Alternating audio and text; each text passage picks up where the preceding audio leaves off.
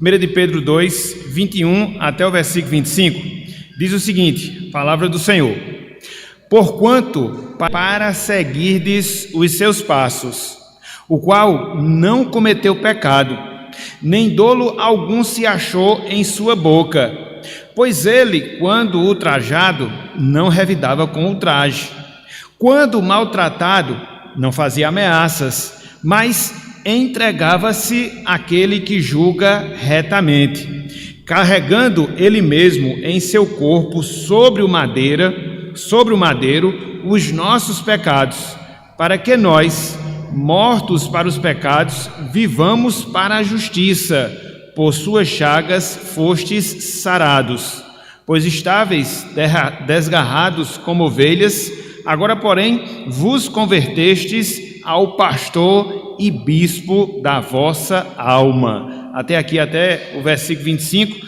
que o Senhor nos abençoe e que Ele esteja assim aplicando a sua palavra em nossos corações. Amém.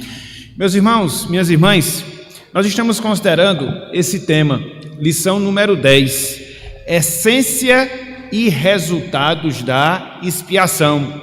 Em outras palavras, essência e resultados da morte vicária, da morte substitutiva de Jesus Cristo.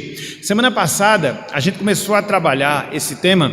Se porventura você não veio e não assistiu ao longo da semana, que você possa fazê-lo, para que assim você se intere do conteúdo de forma mais detalhada que nós vimos a partir do domingo. Mas, em linhas gerais, o que foi que nós vimos? Nós vimos a necessidade, meus irmãos, a necessidade, minhas irmãs, que eu, que você, que todos nós temos em considerar o processo no qual se deu a nossa salvação.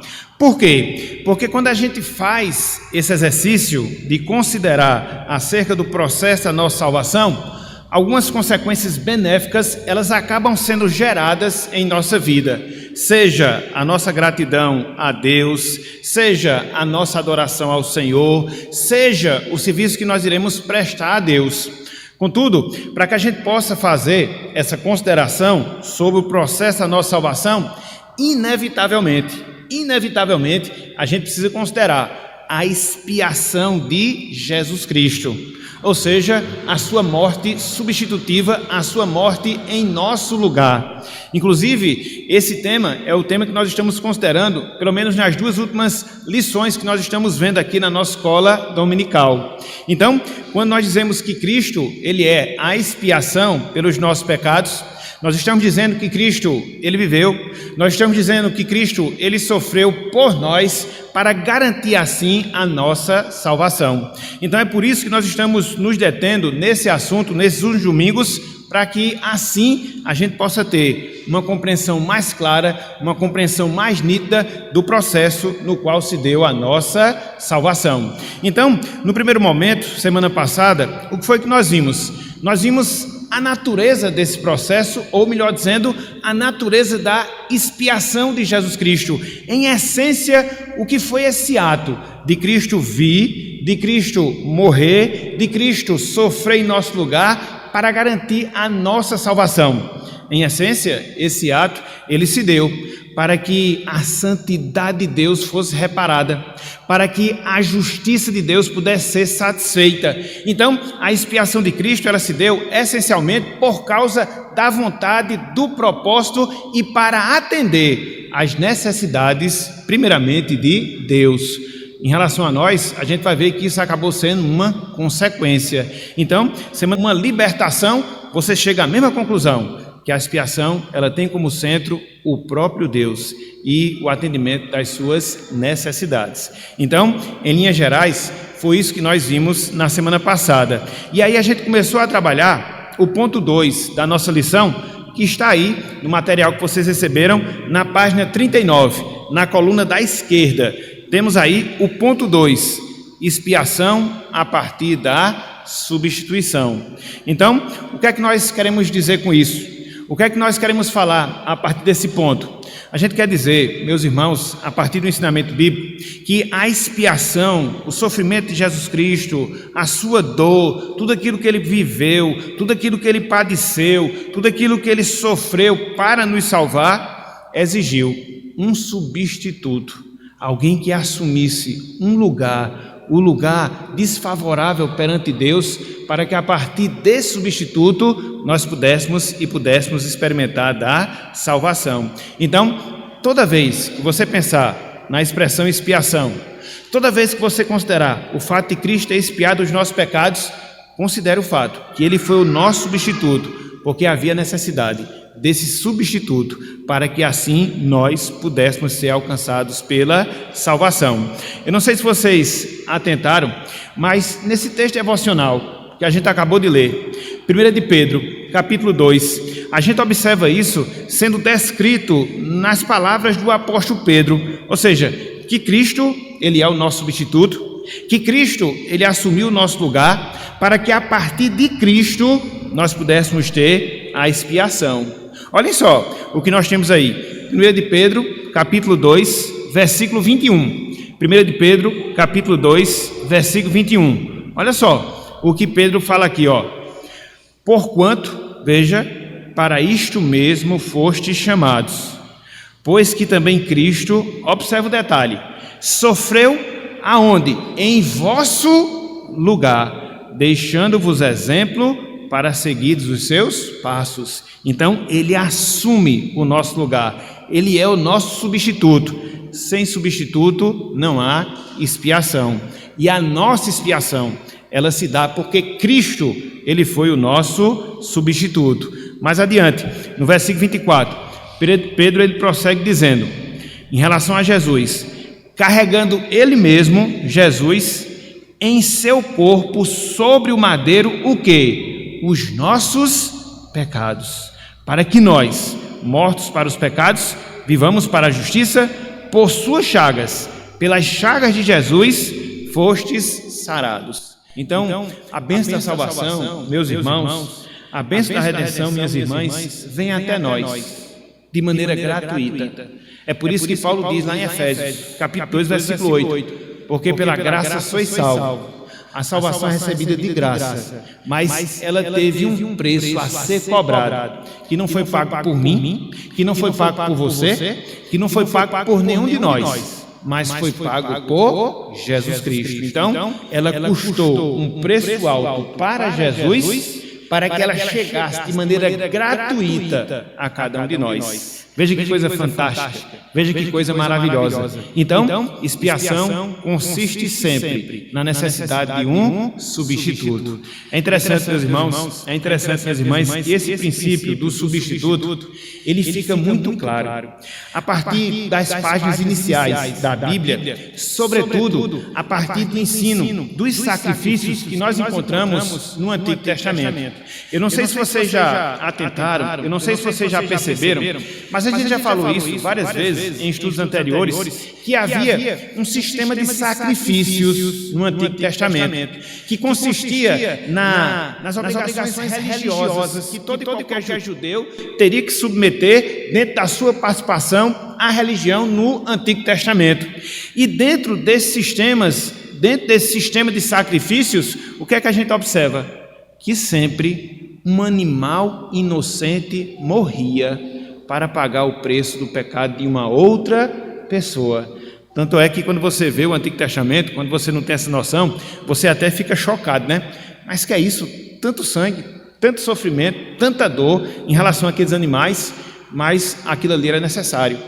Dentro da didática de Deus, para nos ensinar que no futuro viria o seu Filho como nosso substituto, o Cordeiro de Deus como nosso substituto, para quê? Para que ele pudesse ser a expiação, para que ele pudesse sofrer, para que ele pudesse morrer em favor dos nossos pecados. Então veja que existe aquilo que os teólogos falam de unidade no ensinamento das Escrituras Sagradas. O Antigo Testamento ele vai ser complementado com o Novo Testamento. Então nós temos a figura daquilo que Cristo iria padecer, sofrer como nosso substituto para expiar o nosso pecado, e a gente tem a realidade a partir de Jesus Cristo. Então, onde é que nós encontramos a figura? Em todos os sistemas, ou em todo o sistema de sacrifícios lá do Antigo Testamento. Vamos ver um exemplo, ou alguns exemplos disso? Abra aí, por favor, meus irmãos. Levítico capítulo 1. Eu não sei se vocês já perceberam, mas se vocês fizerem uma leitura do livro de Levítico, você vai ver que todas as ordenanças, pelo menos a maioria delas, que regiam a vida religiosa do povo judeu, elas estão aqui escritas no livro de Levítico. Então você vai ver várias ordenanças que regulavam o culto lá no Antigo Testamento. E aí você vai ver vários sacrifícios que são instituídos por Deus para que seu povo pudesse se submeter a eles. E nesses sacrifícios a gente sempre vê a morte de um animal inocente para pagar o preço do pecado do ofertante. Então, o animal não tinha nenhuma culpa, o animal não tinha nenhum pecado, mas ele morria para que o ofertante recebesse o perdão dos seus pecados.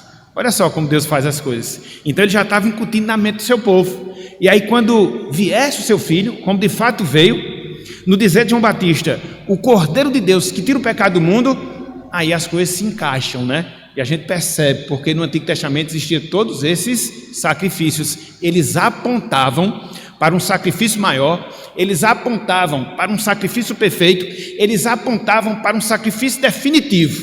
Que sacrifício é esse? O sacrifício de Jesus Cristo. Então, olha só, Levítico capítulo 1, versículo 4. Só para a gente poder exemplificar, eu não vou ler todos esses textos que tem aí na lição. Levítico 1, 4, 4, 20, 5, 10, 5, 16, 6, 6, 7, 17, 11, porque você pode fazer essa leitura em casa, entendeu? Então você tem o acesso material, você aprofunda aí o conhecimento. É só para a gente poder ter essa noção. Olha só, Levítico capítulo 1, versículo 4. Eu vou ler a partir do versículo 3, para você entender melhor, certo? Pega aí, Levítico capítulo 1, versículos 3 e também o versículo número 4. Olha só o que diz aqui a palavra do Senhor. Se a sua oferta for holocausto de gado, trará macho, sem defeito, à porta da tenda da congregação, o trará, para que o homem seja aceito perante quem? Está vendo aí, meus irmãos? Um sacrifício teria que ser feito, um animal, no caso aqui, teria que ser usado para que o homem pudesse ser o quê? Aceito por Deus. É interessante porque esse gado, conforme nós temos aqui, não poderia ser qualquer gado. Conforme nós temos aqui a recomendação bíblica, ele teria que ser o quê? Sem defeito. Então veja que isso já traz à memória a pessoa de Jesus Cristo, o Salvador perfeito. Então, como é que esse gado, como é que esse animal, ele era utilizado? A partir do holocausto, para que assim o homem pudesse ser aceito diante de Deus. Olha só, versículo 4. E porá a mão sobre a cabeça do holocausto, no caso ali o ofertante, o homem, a pessoa, para que seja aceito a favor dele, para a sua expiação.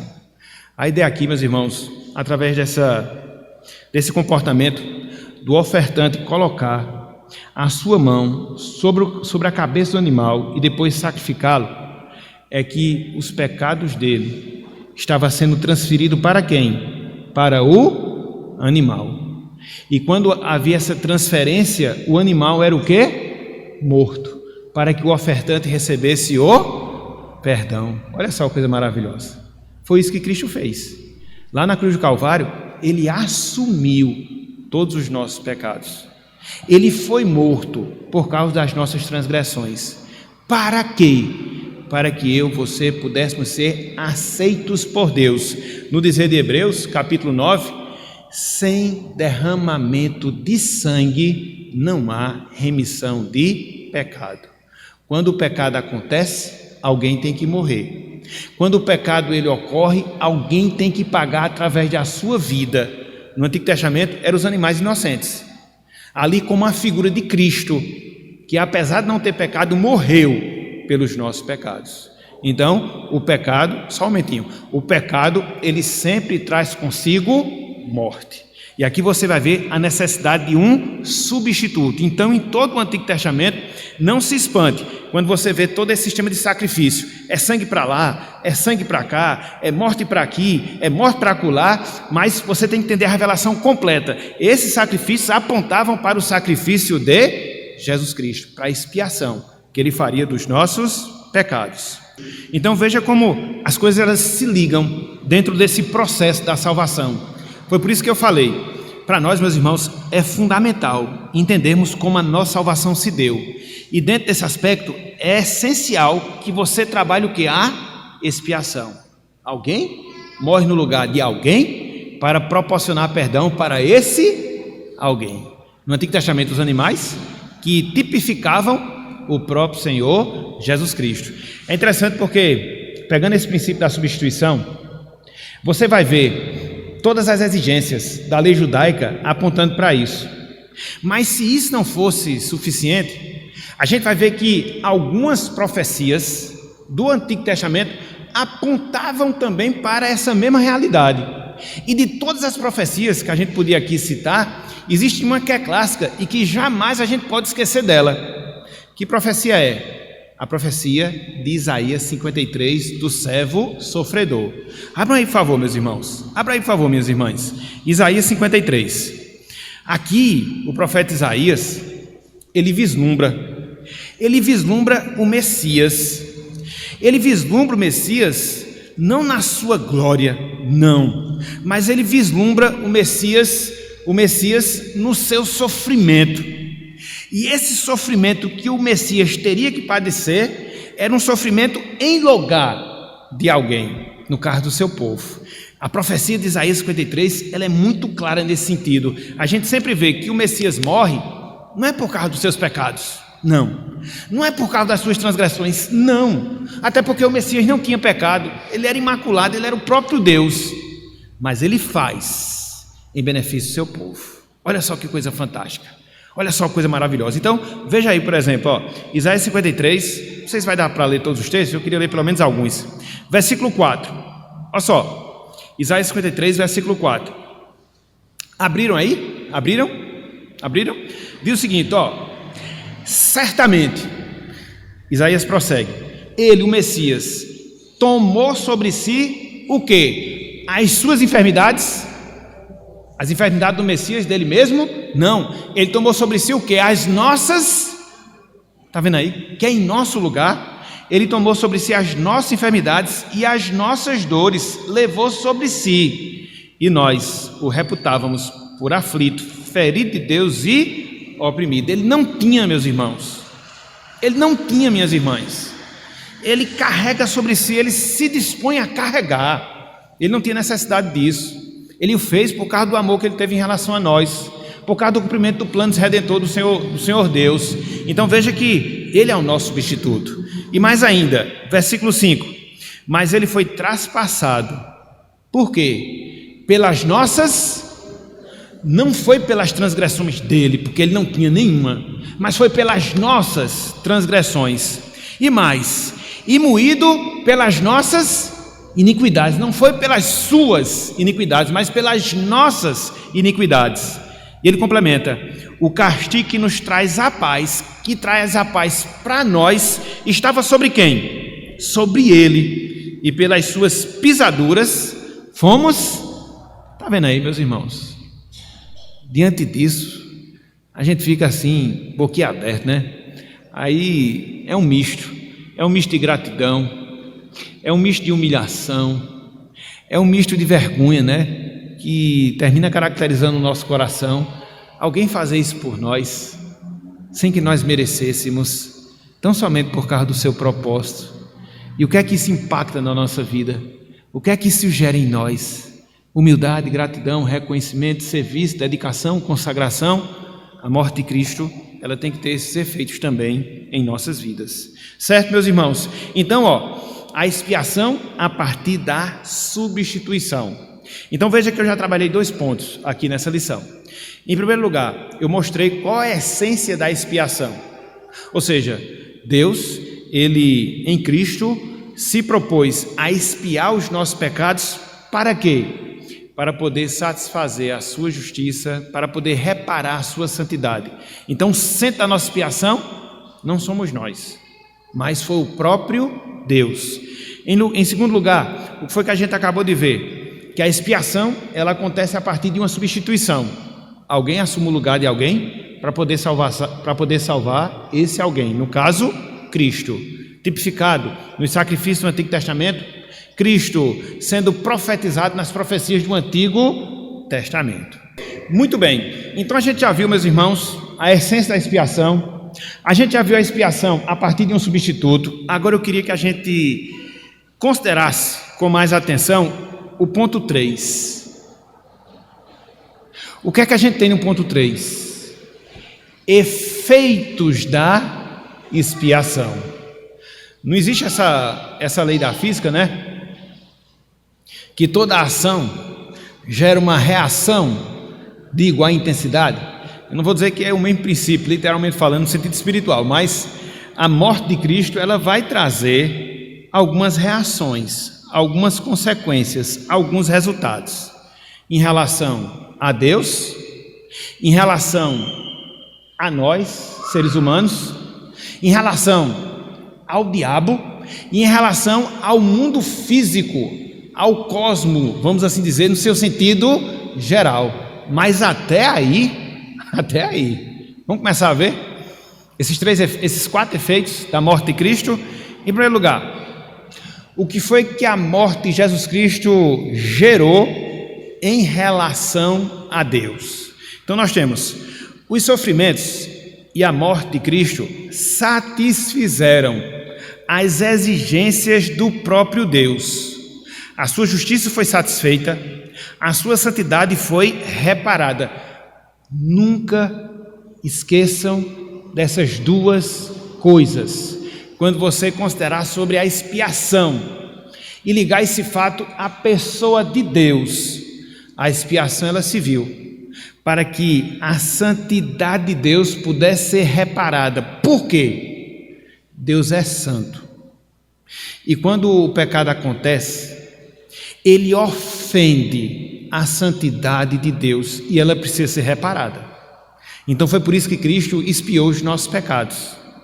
Em segundo lugar, para que pudesse satisfazer a justiça divina. Por quê? Quando há o pecado, naturalmente isso se gera o quê? A morte.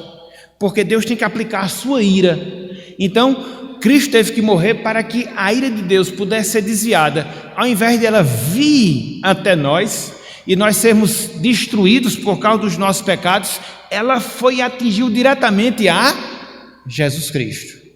Mais ou menos é como uma pessoa que se interpõe num caminho ou no lugar de outra.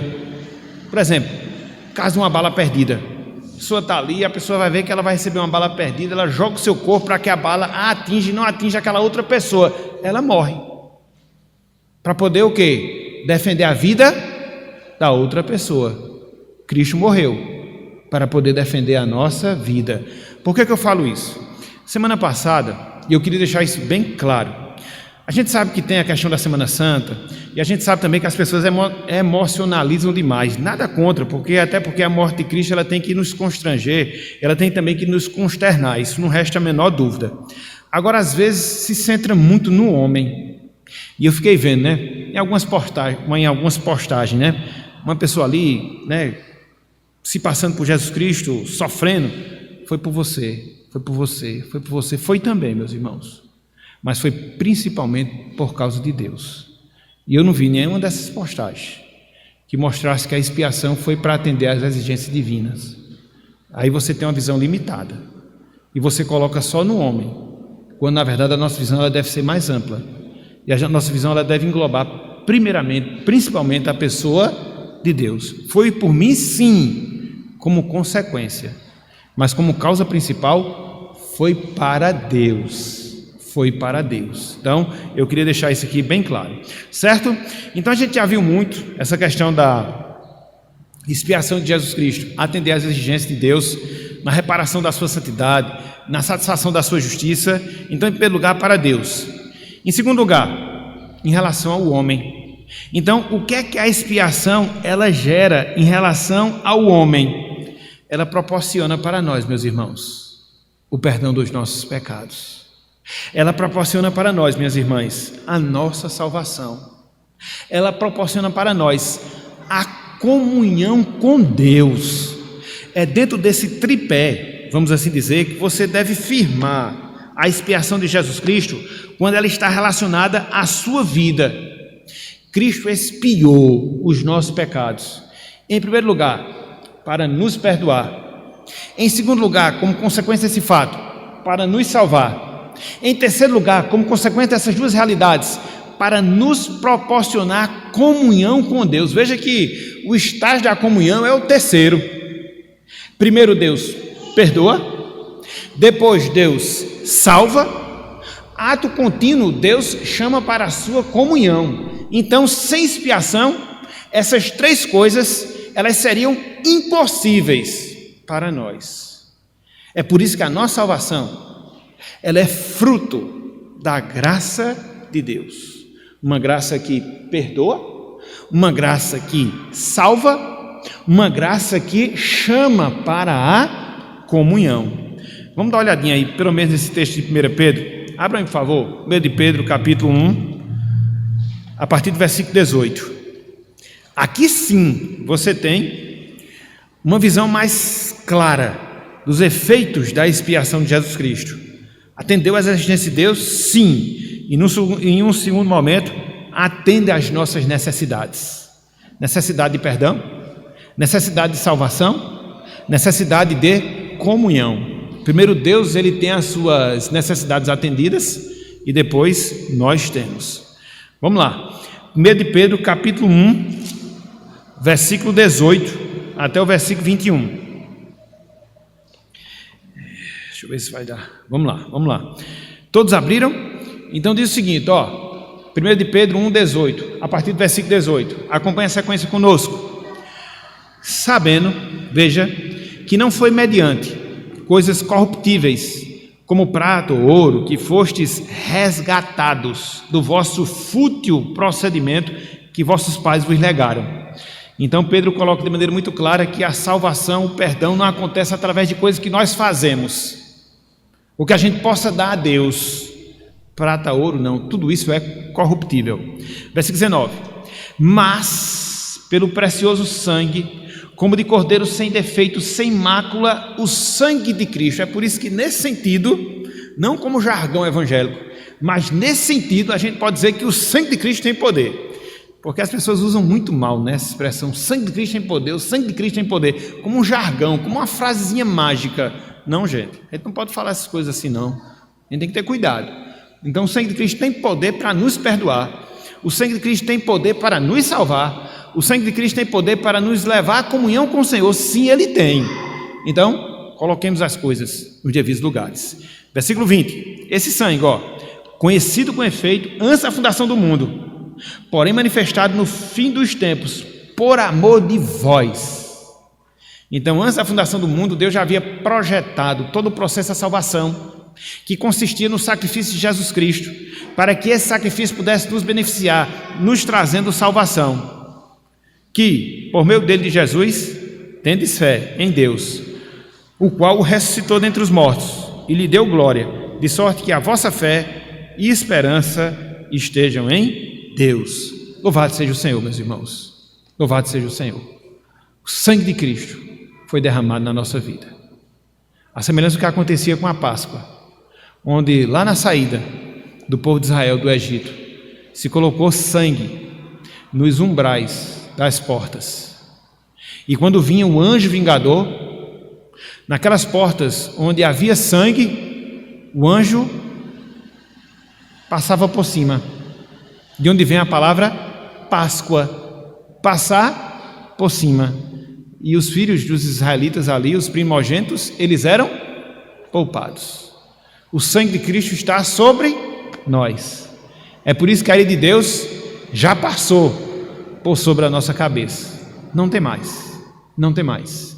E é nesse sentido que Paulo, lá em Romanos capítulo 8, versículo 1, ele diz: já nenhuma condenação há para aqueles que estão em... Somos nós. Louvado seja Deus. Certo? Então, em relação a Deus, em relação ao homem, em relação a Satanás, ao diabo, ao capiroto, entendeu? Então, teve efeito em relação a ele? Teve. Olha só, eu quero que vocês atentem bem para isso. Atentem bem para isso. Aqui é teologia pura. Teologia pura. Então, vamos lá. Ao contrário do que muitos pensam, Satanás foi o grande prejudicado com a obra de Cristo. Satanás foi o grande prejudicado com a obra de Jesus Cristo. Por que eu coloquei isso aqui, meus irmãos? E por que eu quero que vocês guardem isso nos seus corações? Porque existem determinados ramos chamados cristãos, teologia da prosperidade, vamos ser logo direto, né? Teologia da prosperidade, que diz que Cristo, ele sofreu 3 dias e 3 noites na mão do diabo, para que assim ele pudesse nos salvar. Mentira. O diabo, ele foi o grande prejudicado na morte de Jesus Cristo. Por que será que o diabo procurou inúmeras vezes impedir que Cristo fosse à cruz? Será que ele era bonzinho com Cristo? Não queria que Cristo sofresse? Não, muito pelo contrário. Ele não queria que Cristo fosse à cruz, porque ele sabia que se Cristo fosse à cruz, a sua derrota estava decretada.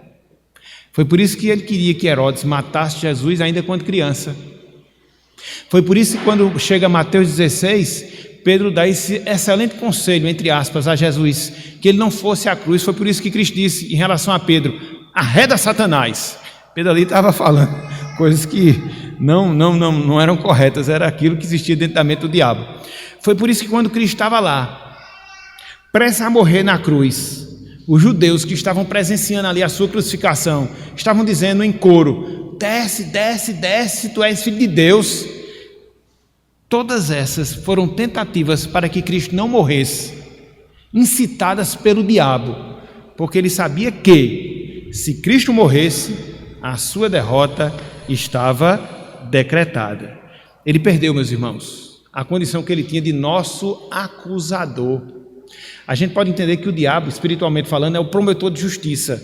O Presbítero João sabe, nosso irmão Corabel também sabe, e aqui quase todos nós também sabemos, né, que o promotor, dentro do contexto jurídico, ele faz o que, o promotor? Acusa. O diabo é o nosso promotor, ele acusa. O nosso não, mas ele é um promotor, né? Ele nos acusa diante de Deus dos nossos pecados, tentando colocar no nosso coração o pavor da morte física, o pavor da morte espiritual, porque se a gente peca, a gente tem que morrer. Mas na medida que Cristo vem e morre a nossa morte e perdoa os nossos pecados, quais acusações agora o diabo vai fazer em relação a Deus para nos condenar? Quais? Nenhuma. Então, ele perdeu completamente essa prerrogativa de nos acusar, porque as suas acusações para nós não adianta nada. Por mais que ele acuse, mas tem o sangue de Jesus Cristo sobre as nossas vidas. Por isso nós somos salvos, eterno e definitivamente salvos. Vamos olhar esses textos para a gente poder ter essa visão. Abra aí, por favor, Apocalipse capítulo 12. Apocalipse capítulo 12. Versículos 9 e 10. Olha só o que é dito aqui, meus irmãos. Olha só o que é dito aqui, minhas irmãs. A gente está terminando a nossa aula. Mas eu queria ler esses textos. Olha só. Apocalipse 12, versículos 9 a 10. Olha só. Pegaram aí? Olha só o que diz aqui. Versículo 9. E foi expulso o grande dragão, a antiga serpente, que se chama Diabo e Satanás. Aqui foi claro, né? Quem é essa pessoa, né? o sedutor deste mundo, sim, foi atirado para a terra, e com ele os seus anjos. Versículo 10. Então ouvi grande voz do céu proclamando: agora, depois que o diabo foi expulso, veio a salvação, o poder, o reino do nosso Deus e a autoridade do seu Cristo, pois foi expulso o acusador de nossos irmãos, o mesmo que nos acusa de dia e de noite diante do nosso Deus. Ele pode até acusar, mas Deus olha para ele e diz: o sangue de Jesus Cristo, o sangue de Jesus Cristo, o sangue de Jesus Cristo nos purifica de todo o pecado. Acabou, meus irmãos. E agora não tem mais o pavor que ele impunha sobre nós. Olha só o que diz aí Hebreus capítulo 2. Hebreus capítulo 2. Olha só o que diz Hebreus capítulo 2, versículo 14.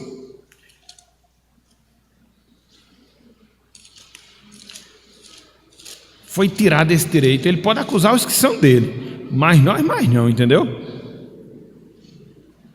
Isso é importante. Sabe por quê, meus irmãos? Ao longo da nossa caminhada cristã, todos nós pecamos. E quem aqui não já sentiu essa experiência?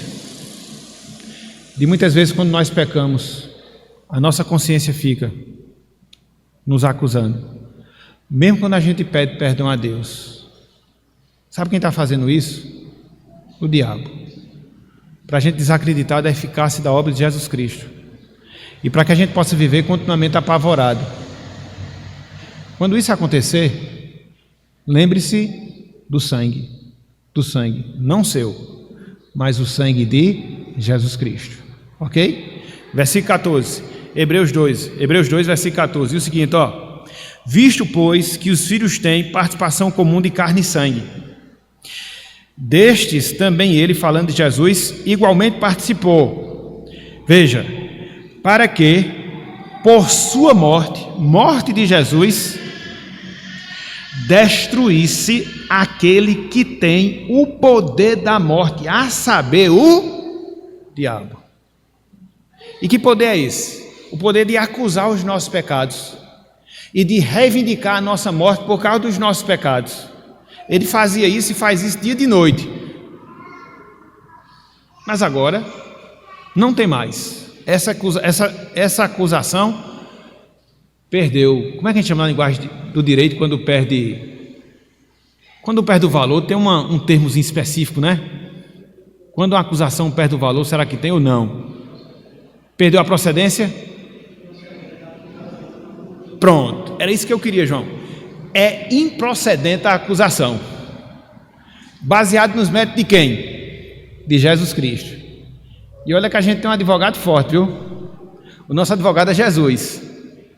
1 João capítulo 2, versículo 2. Então pronto, a nossa causa está ganha.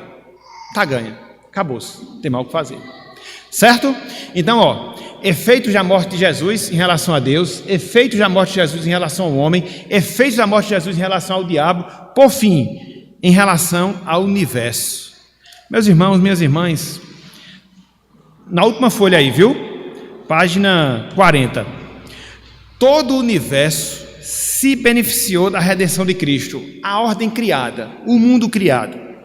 A terra, que foi posta sob maldição por causa da entrada do pecado no mundo, tem na redenção em Cristo sua garantia de mudança e redenção. Irmãos, irmãs, vocês estão lembrados que quando Adão pecou, Deus disse para Adão: maldita é a terra, a natureza, o mundo. Interessante, né? Teve culpa nenhuma, né? O pecado foi de Adão, sobrou para a natureza, entendeu? Então a terra foi amaldiçoada desde o Éden, mas com a morte de Jesus Cristo, ela tem agora uma expectativa de ser redimida, e ela vai ser. É por isso que a promessa final de Deus é que Ele fará o quê? Novos céus e nova terra.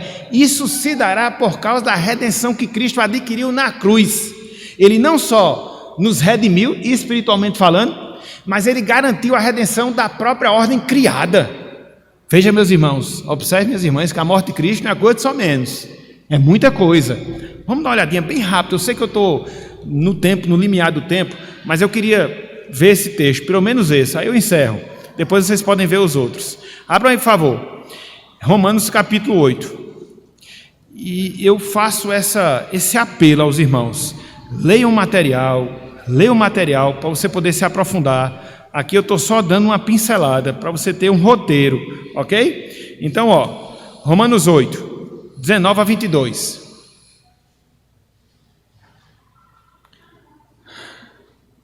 Abriram aí Romanos 8, 19 a 22?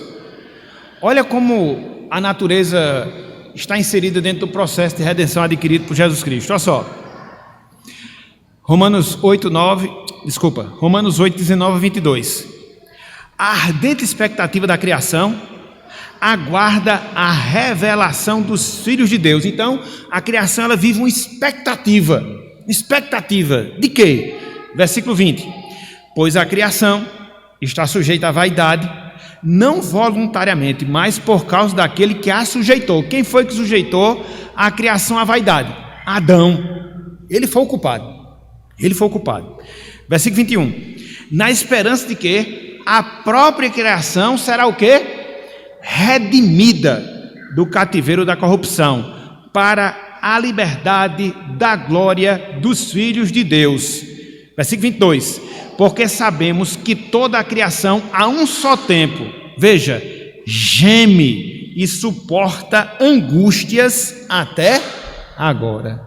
A criação está gemendo, meus irmãos, gemendo, para que Cristo retorne, e aí Ele possa fazer novos céus, nova terra, purificar tudo isso com fogo, para que assim a gente possa habitar em uma terra imaculada, para todo sempre. Louvado seja o Senhor.